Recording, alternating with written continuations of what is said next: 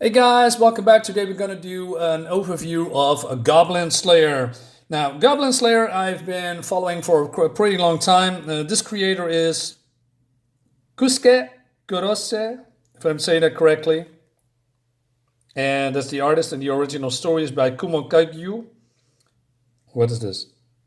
Character design, Noboru Kanatuki. So, what is this? This is a, I don't know, medieval dark fantasy. It's not. Oh yeah, but before we go in, it's explicit content. So what is this? Well, I'm gonna take you a little bit through it, right? So Goblin Slayer is about a Goblin Slayer, literally, about an adventurer because they are part of the guild, and and there's multiple ranks, and it's about this young girl that wants to be an adventurer, and she's getting assignments in this guild, and then she is being paired with these new adventurers, right? But the trouble is that this guy is a little bit brash, and he thinks, goblins, right? These are the lowest of the lowest, but hey, we need money and etc. So they are going in. But they are way out of their depth. Although you can say, well, goblins, what's the danger with goblins? Well, it seems that with the guild, along the ranks, there people do not want to take on goblins. The reason for that is that they are very low paid and they are basically not worth their time and money. So these guys are going in and think they are trying to prove themselves because you are starting with a lower rank and you can get higher and higher. If you are, doing certain missions, it's like a game, like an RPG or something. The trouble hits. They are in deep trouble because they are going to find out that they are inexperienced. These are goblins are very cunning, and I have to be careful that I'm not going to show you some explicit content because maybe you heard about it, in the on the social media, that the controversy about the first episode, well, because it's also an anime of Goblin Slayer, that there is some kind of a scene that happens, with goblins and girls, if you know what I mean. That is pretty. Yep, there it is. Pretty graphic, pretty graphic, right? And I'm gonna skip and people are talking about it. Well, man, this is just how do you say torture prawn? I'm saying that word deliberately because YouTube doesn't like me when I say certain words, right? And this girl, and she's this one. She is a apprentice sorcerer, I guess. Let me check it out real quick because I have the character sheets here. She's a priestess, right? And she is the only one, left except for. Can I? Yeah. Okay. Skip this. And yeah, and she's in deep trouble, right? She's gonna take this other girl that is also a survivor with her, but they cannot get out because the goblins are, try to kill her. But then enter Goblin Slayer. Now, I'm not going to complete the whole review here of the whole book because it's 200 pages, right? Plus. And Goblin Slayer is just like the name says, slaying goblins. Basically saving this girl, but he is more a solo guy, right? His main purpose is killing goblins. That's the only thing that is on his mind. So he says the girl is pretty thankful what happened, and basically she wants to go on adventures with him to become more experienced, right? In the meantime, we see in this cave here that the Goblin Slayer is not only killing goblins, but also killing goblin shamans, warriors, and other stuff. But not only that, if I can show it a little bit here. Right, skipping a few. So yeah, so this young priestess sees these goblin younglings, and so Goblin Slayer says these creatures multiply quickly. Before long, there would have been 50 of them, and they would have attacked en masse. basically is protecting the city and the villages around it. Because if he is not, gonna deal with them, they're gonna escape, they're gonna mature, and they're gonna remember what happened, becoming even more dangerous. So from a young girl point of view, this could be pretty gruesome, right? Killing younglings, as you can see here. She's in total shock, but it has to be done. And the only survivor is being, in complete shock, and because she was a happy adventurer before, and now, she's saying, "Oh no, I'm going home." But yeah, so what makes this book fun? Well, for me, it's the characters, because the Goblin Slayer was a survivor along with this girl. They call her Cowgirl, and because the goblins, were destroying and killing everyone in that village, and he was the only survivor with her. So they are living now in with her uncle, right? And there is some fan services here, as you can see, but I can guarantee you there's not much.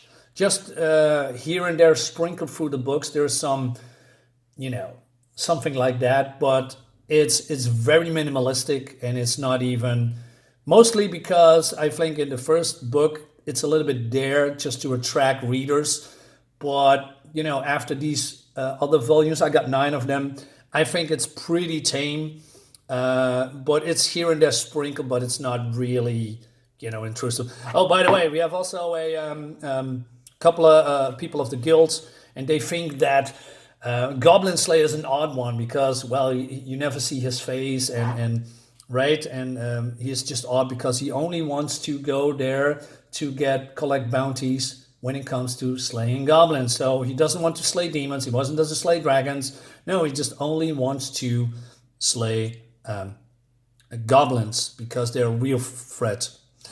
So he's building a reputation. People find him odd, don't like him very much. But this girl says, "Hey, I want to go with you," and he doesn't want to do it in the first place. When it comes to, oops, that's a little bit too much. When it comes to character, Goblin Slayer is a little bit one note, but it changes much through the volumes, right? Because, like I said, he is single-minded. He only wants to kill goblins, and he has no social skills at all. He doesn't know how to respond, and he says things that infuriates people. Along the way, he's meeting with new people, and these are the ones. So we have an elfin girl, a shaman dragon, or a reptile, and a priest, or is it a priest dragon and a shaman goblin? Dwarf. So they are trying to, seek recruiters for, some kind of a mission. They join up and become friends with the the Goblin Slayer. The strength lies for me is not only the great art, but also the camaraderie. Although Goblin Slayer is still the odd one, while Elfin Girl, she is thousands of years old. She is a little bit, well, not naive, but mostly she's living in that elfin wood, and she wants to explore the world, but then she sees how the world really can be because she is only living in that elfin forest. Well, the lizard shaman or a priest wants to become a real dragon, and he's praying a lot to his ancestors, his powers that he can raise the bones of his ancestors, or and then create extra warriors. He's basically a melee character, while the dwarf is more he's not really a sorcerer, but he can do has magic spells just like the priestess, right? She can summon shields and blind goblins, and then basically she's more like a defensive character. And she's more that sweet, innocent girl, and she wants to do good, while the other ones have more baggage. And we see other peoples of the guild, and this reminds me a lot, if you play the Atlas game, Dragon's Crown, she really looks like that. And there's some interaction between, the party and the Goblin Slayer and the other members. And steadily but slowly, they are reacting differently to the Goblin Slayer, right? Because they see what kind of good that he does. He's really, really protecting people, and they're going camp. They're drinking wine, they're eating cheese. The fun thing is that this elfin girl has a very short temper, and she is always, how do you say, fighting with the dwarf because he's calling her like a flat-chested girl. And I like that a lot. So the camaraderie is really present here. But you can say, well, Marinus, I've read this manga before, right? And I think that the dragon, the Goblin Slayer is pretty, he's not really has a personality. That is true to a certain extent because, like I said, he is more like killing, like a Terminator, right? He just wants to kill goblins. He doesn't know how to interact with other people. But slowly but surely, these other party members are teaching him to be more humane, and we see also more where he comes from. And at one point, he reveals his face, but the fact is, we as a reader don't see his face, but the other party members and guild members are, and we only see the back of his head, which I like because it's mysterious, and it reminds me of Judge Dredd. Has also this his helmet on. And not only they are tackling slower and minions of goblins, but mostly bigger ones, but also things that bump in the night that controls these goblins. And there's some really big fights with awesome spells. I must say this is pretty dark fantasy. It has lighthearted bits with humor and all that stuff, but the blood and gore, there's a lot of maiming, eviscerating, chopping off bits and pieces of goblins and other things, blood and guts, and you know what. It's a lot of in here. It reminds me a little bit of Berserk. It's not on that level because Berserk is the ultimate dark fantasy, but it's close. Let's leave it at that. It's very close. So yeah, I like this a lot. I think if you are looking for something, well, I'm calling it fun because I'm into this kind of stuff, right? This is the book for you. Like I said, a little bit going back to the character. So we have this cowgirl. We have a little bit of a backstory between them, and she's really caring for him, thinks of his well-being, but also her father, her uncle, is also a little bit worried about her because he knows that she likes this young adventurer, although he doesn't return his feelings because he cannot do that. He's too traumatized because of what happened in the past, and he's trained himself to become the best ever. Also, another fun fact is that I've learned that he also uses the same type of armor. Why? Because he noticed that if you are going with a longsword into a cave, it's not going to help because you need to swing it, and a longsword is too big. So therefore, you're getting killed, right?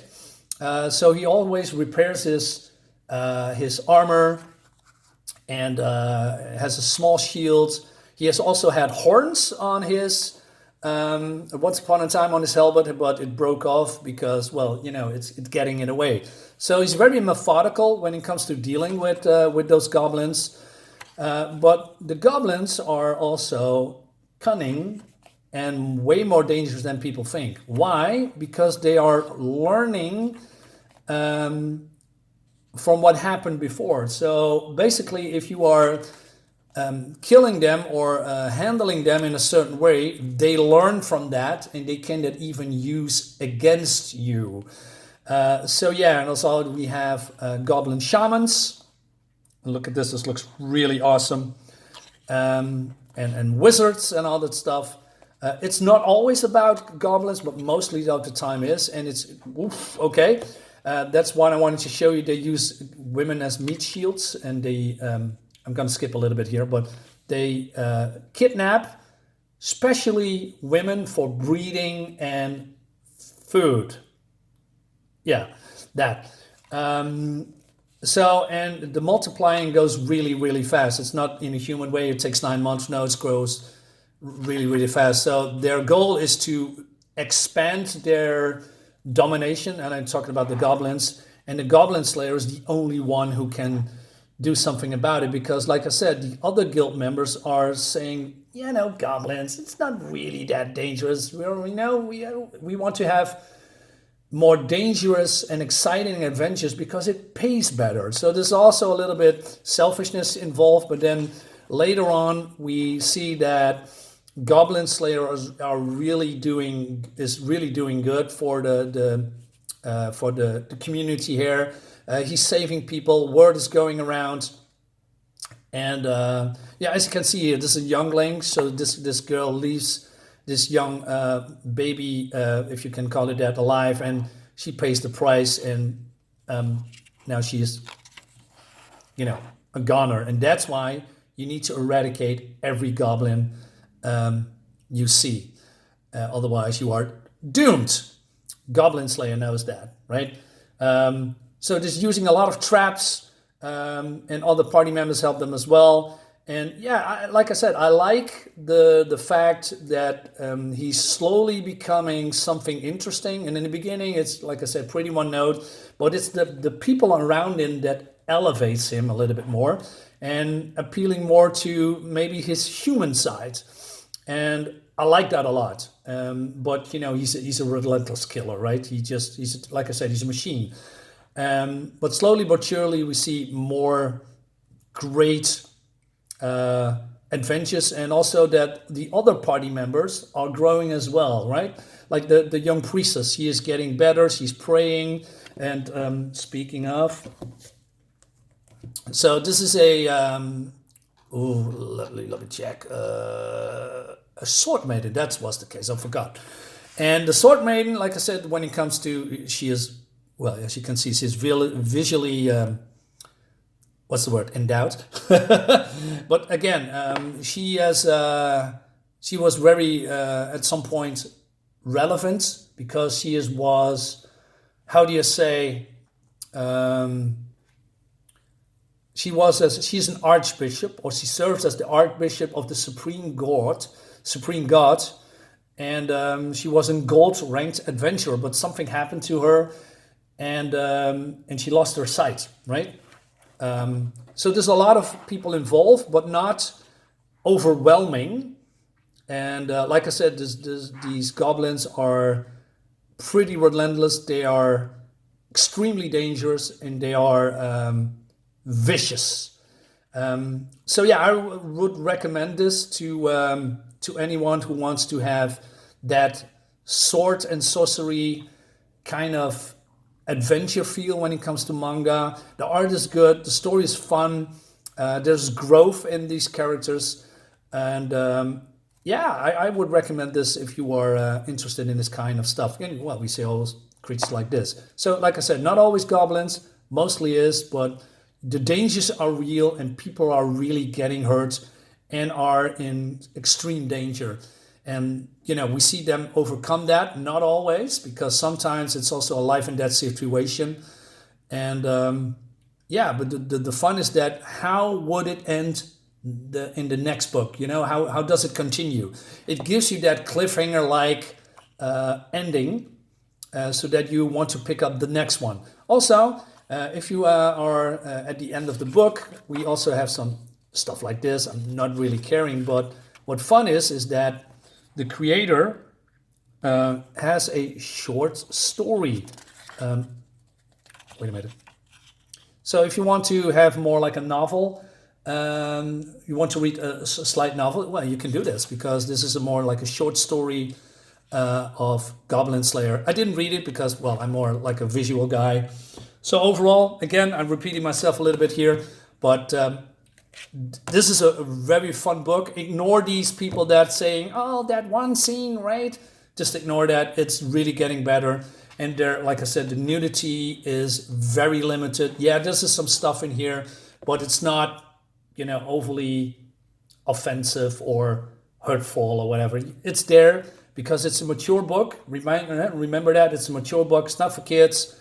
If you want to dive in, I recommend it. So guys, let me know what you think about this manga. Did you read it? Do you want to read it? If not, tell me why not. If you want to do, leave a comment below and subscribe to my channel, all that YouTube jazz. See you next time. Bye-bye.